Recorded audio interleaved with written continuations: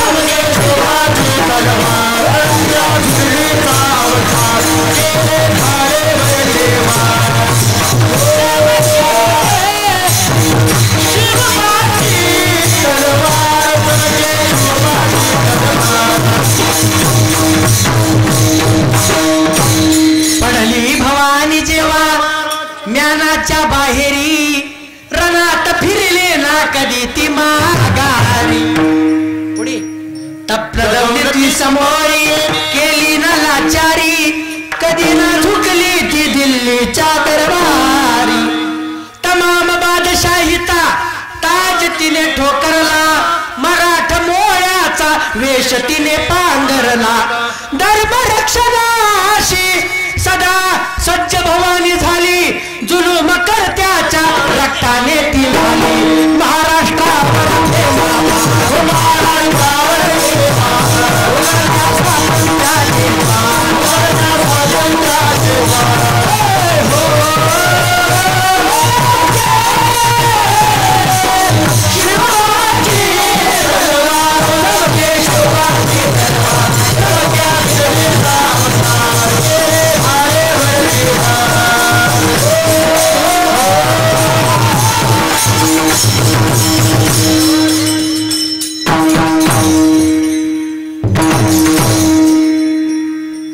कीर्तन सोडाय काय हरकत. खरं सांगू, प्रत्येक कीर्तनात कीर्तनकारानं उभारलं, एक वेळेस आपल्या गुरुचं बी नाव घेतलं नाही. एकची धर्म जगाला खरा तो, एकची धर्म शेजाऱ्याला गोळी घालून मारा. राजाने ती शिकवून दिली म्हणून छत्रपती शिव. तू का म्हणे येथे नाही तुझी परी राया रंकासरी. देवा पायी आता माझी मना धरावा निर्धार, चिंतनी अंतर न पडावा. बोलत बोलत 11:15 11:30 वाजतील. त्या बोलता बोलता एखादा चुकीचा येडावाकडा शब्दगीर असेल, माझ्या बुद्धीचे दोष, तुमचं लहान लेकरू म्हणून माफ करा. आणि सेवेसाठी उपस्थित सगळे गुणीजन मंडळी, श्रोते मंडळी, बघा ना महाराज फुल किती माणसं बसलीत महाराज. वा, आनंद वाटला. आणि खरं सांगू बरं का, मी कीर्तनकार झालो होत नव्हतो गुरुजी, पळून येत होतो संस्थेतून येताना. असं एवढं होतो, पळून यायचं मी. आधी थाटानं गेलो, आपली इथं सप्ताह असायचा. आणि त्या वेळेस मस्के दादानी आणि नानानी दोघांनी 5-5 हजार रुपये दिले होते. दिलते का नाही? दोघांनी 5 म्हणले ना.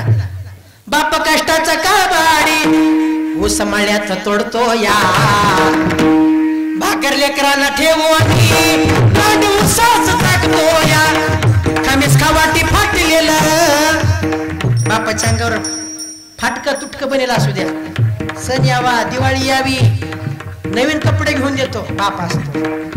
बाप एवढंच मोठं श्रीमंत कोण नाही. एक गोष्ट बोलू महिला मंडळी, पुरुष मंडळी, एक गोष्ट ध्यानात ठेवा. लेक जर नांदाई निघाली ना, बरं का दाजी, लेक जर नांदाई निघाली ना, जगासमोर रडणारी माय असते. कोण असते? माय असते. पण मधल्या घरात जाऊन उशी तोंड खुपसून डस ढसा रडणारा बाप असतो. आणि एक गोष्ट बोलू, ज्या माणसाला मुली आहेत त्या माणसा एवढा भाग्यवान माणूस कोणीच नाही. ज्या माणसाला जास्त मुले त्या माणसा एवढा भाग्यवान माणूस. त्या माणसाला कधी अन्नदान घडणार नाही, त्या माणसाला कधी ज्ञानदान घडणार नाही, त्या माणसाला कधी वस्त्रदान घडणार नाही, त्या माणसाला कधी पैसा दान घडणार नाही. पण कन्यादानाचं पुण्य त्या बापाच्या पदरात पडल्याशिवाय राहणार नाही. अरे मुलगी तर ठेवते माय बापाच्या उपकाराची जाण. काय करते? मुलगी तर ठेवते माय बापाच्या उपकाराची जाण. म्हणून तर तिच्या पोटी येतात छत्रपती शिवाजी महाराज सारखे रत्न महान. माय पाहिजे आधी माय. आणि एक गोष्ट बोलू, ऐका, बाप कसा असतो. आणि एक गोष्ट बोलू, ते सांगण्यासारखं आहे. तिकडून मोठमोठ्यानं जांभळे दिले ते बाप कसा असतो. ऐका, माय काय करते, कमरेवर घेते. हे आपलं गावचं मंदिर, हे दुकान, हे चौक, हे इकडे हे आहे. कोण दाखवते? माय दाखवते. कुठे घेऊन? कंबरावर घेऊन माय नुसतं गाव दाखवते. पण बाप असा असतो, लेकराला कंबरावर घेत नाही, खांद्यावर घेतो. बाप म्हणतो माझ्या लेकराला जग दिसावं, गाव दिसून. बाप असतो. बाप बी तेवढाच महत्वाचा. बाप कष्टाचा काबाडी खमीस खावाटी फाटलेलं, सुईद्वर्यानं शिवलेलं. माझ्या बाप्पाच्या अंगावरी सदा ठिगोळ जोडलेलं. आता सप्ताह चालू आहे आपला. आता परवा दिवशी काला, बरोबर आहे का नाही? परवा दिवशी आपली दिंडी मिरवणूक होणार. काय काय लहान लहान लेकरं बापाच्या मागे लागले. बाबा परवा दिवशी दिंडी मिरवणूक काय, मला पांढरे कपडे घालायचे. बाप म्हणते बापू आणि पगार झाले नाही, मंगळवार आले नाही, पैसे नाहीत जवळ, नाही म्हणत तर 350-400 रुपये ड्रेस घ्यायला बापाच्या मागे लागते. आली जत्रा गावाची, आला सप्ताह गावाचा, बाप शहरात जायाचा, बाप तुळजापुराला जायाचा.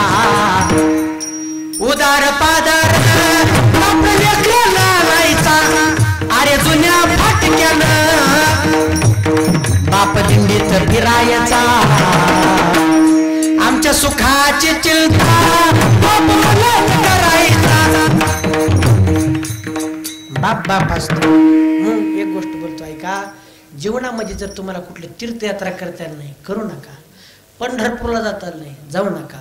आळंदीची वारी करता आली नाही करू नका. गावात राहून मंदिरात येता आलं नाही येऊ नका. पण सकाळी स्नान झाल्या आंघोळ झाल्या मायबापाच्या चरणाला स्पर्श करा. सकळ तीर्थाची अधुरे कोटी तीर्थ केलं पुण्य तुमच्या पदरात. बाप तेवढाच महत्वाचा. आणि माय बी एक गोष्ट बोलू, बाप घराचं अस्तित्व असतं, माय घराचे काय असते? सौंदर्य आणि प्रेम असतं. ऐका गुरुजी, सगळ्याला माहित आहे का? सगळ्याला माहित आहे का? इथं कला करायचं हे सगळ्याला माहित आहे होय. कीर्तन घरी गेला, घरी आई आहेत का तुमच्या? नाही. तुमच्या? तुम्हाला सगळ्याला माहित आहे. महाराज आई असू द्या, कीर्तन 1 वाजता जाऊ द्या, 2 वाजता जाऊ द्या. मी बी घरी गेले नुसतं असं केलं, आई आयो. म्हातारी डायरेक्ट आऊ म्हणत नाही, दार उघडायली. दार उघडल्या माझ्या आईचा पहिला शब्द असते मला, आलास का? जेवण केलंस का? माझ्या माईचा शब्द असते. जेवण केलं आणि माई जाऊ द्या. माय गेल्यास कोण असते? माय गेले की घरी कोण असते? बाई. 2-3 वाजता कीर्तन जायचं घरी. लेकरू जाग होते. Mummy papa mummy papa. Mummy म्हणते कुठे बी बोंबलं छिंडा रे, गप झोप म्हणू दे बाहेर. माय जोपर्यंत जिवंत आहे त्या माईची सेवा करा. बाप जोपर्यंत जिवंत आहे. आणि खरंच सांगायची गरज नाही कीर्तनात. आपण गुरुजी सांगायची गोष्ट आहे की कीर्तनात मायबाप सांभाळा म्हणून. पण काय करा, आपलं दुर्दैव सांगावं लागेल. माईची सेवा करा, बापाची सेवा करा. बाप तेवढाच महत्वाचा, माय देखील तेवढ्याच महत्वाची. माय काय करते? हाडाचे तू काढ करोनी केले रक्ताचे पाणी आई तुझ्या सारखे ग कष्ट केले नाही कोणी आई तुझ्या मूर्ती वाणी हो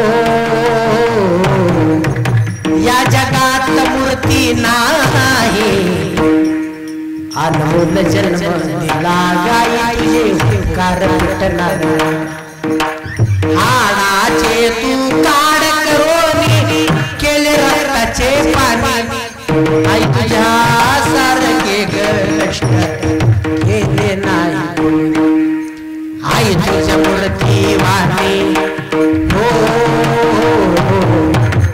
या जगात मूर्ती नाही अनमोल जन्म दिला गाई तुझे उपकार विठ्ठला शाळेतून कधी घरी येताना उशीर मला होई शाळेतून कधी घरी येताना उशीर मला होई आई गल्लो गल्ली पाहत फिरे मला तू गाई आई तुझ्या उपकाराची हो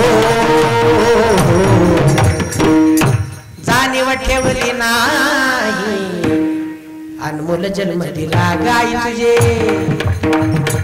माय बापा. तोपर्यंत माय बापाची सेवा करा. बोलता बोलता एखादा वेडा वाकडा चुकीचा शब्द जर गेला असेल, झालं भाऊ